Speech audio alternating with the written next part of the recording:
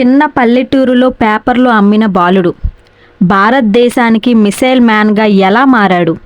పేదరికం అతని కలలను ఆపలేదు, అడ్డంకాలు అతన్ని వెనక్కి తగ్గించలేదు. అతని జీవితమే లక్షలాది మంది యువతకు ఒక ప్రేరణగా మారింది. ఆయనే doctor APJ Abdul Kalam. Abdul Kalam 1931 October 15న తమిళనాడులోని రామేశ్వరంలో జన్మించారు. ఆయన కుటుంబం చాలా సాధారణమైనది. తండ్రి పడవ నడిపేవారు. చిన్నప్పటి నుంచే కలాంకు చదువంటే ఎంతో ఇష్టం. కుటుంబానికి ఆర్థికంగా సహాయం చేయడానికి చిన్న వయసులోనే వార్తాపత్రికలను పంపిణీ చేసేవాడు. కానీ పరిస్థితులు ఎంత కష్టంగా ఉన్నా చదువు మీద ఆయన ఆసక్తి మాత్రం తగ్గలేదు. కలాంకు చిన్నప్పటి నుంచే విమానాలు, ఆకాశం, అంతరిక్షం అంటే ఎంతో ఆసక్తి. తాను ఒకరోజు శాస్త్రవేత్త కావాలని కలలు కనేవారు. అందుకే భౌతిక శాస్త్రం, ఏరోనాటికల్ ఇంజనీరింగ్ చదివారు. చదువు పూర్తయిన తర్వాత భారతదేశ రక్షణ, అంతరిక్ష రంగాల్లో పనిచేయడం ప్రారంభించారు. భారత అంతరిక్ష పరిశోధన సంస్థ ఇస్రోలో కలాం కీలక బాధ్యత చేపట్టారు. భారతదేశం సొంతంగా రాకెట్లు తయారు చేసుకొని ఉపగ్రహాలను అంతరిక్షంలోకి పంపాలనే లక్ష్యంతో పనిచేశారు.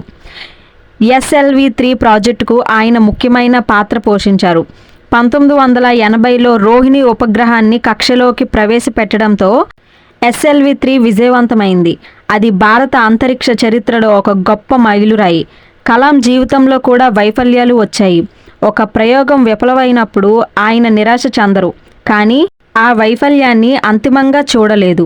వైఫల్యం అంటే మన ప్రయాణం ముగిసిపోయిందని కాదు, ఇంకా నేర్చుకోవాల్సింది ఉంది అని అర్థం అనే ఆలోచనతో ముందుకు సాగారు.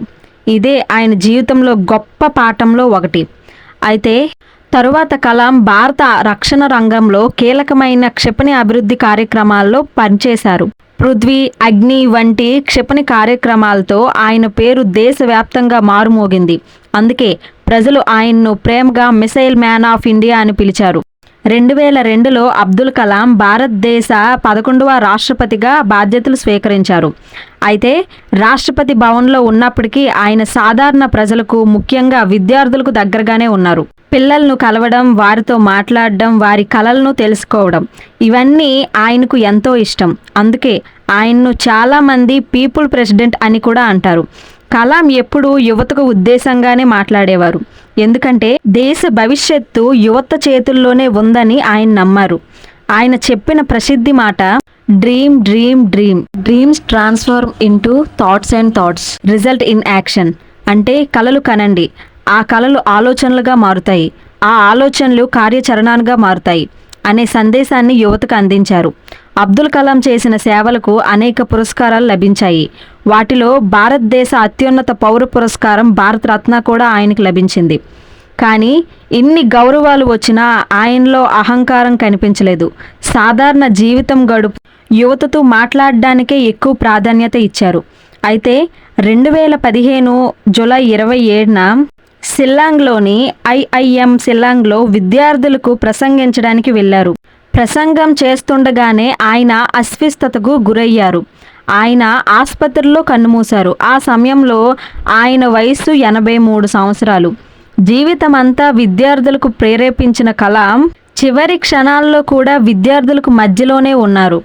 అంటే అబ్దుల్ కలాం కథ కేవలం ఒక శాస్త్రవేత్త కథ కాదు. అది పేదరికాన్ని దాటి ఎదగడం గురించి, వైఫల్యాన్ని ఎదుర్కొనడం గురించి, కలలను లక్ష్యాలుగా మార్చుకోవడానికి గురించి, దేశం కోసం పనిచేయడం గురించి. ఆయన జీవితం మనకు ఒక విషయం స్పష్టంగా చెబుతుంది: మీ పరిస్థితులు మీ భవిష్యత్తును నిర్ణయించవు, మీ కలలు, మీ కృషి మీ భవిష్యత్తును నిర్ణయిస్తాయి. అయితే రామేశ్వరంలో సాధారణ కుటుంబంలో పుట్టిన ఒక బాలుడు, వార్తాపత్రికలు అమ్మిన బాలుడు భారతదేశపు గొప్ప శాస్త్రవేత్తగా ఎదిగాడు. మిసైల్ మ్యాన్గా గుర్తింపు పొందాడు. భారత రాష్ట్రపతిగా దేశానికి సేవ చేశాడు. కానీ చివరి వరకు విద్యార్థుల గురువుగానే ఉండిపోయారు. అందుకే అబ్దుల్ కలాం ఒక వ్యక్తి మాత్రమే కాదు, భారతదేశ యువతకు ఒక స్ఫూర్తి. ఇలాంటి గొప్ప వ్యక్తులు నిజమైన కథల కోసం భువి టాక్స్ను తప్పకుండా సబ్స్క్రైబ్ చేసుకోండి. నేను మీ భువి. మీరు చూస్తున్నారు భువి టాక్స్ ఛానల్. Thank you. జై హింద్.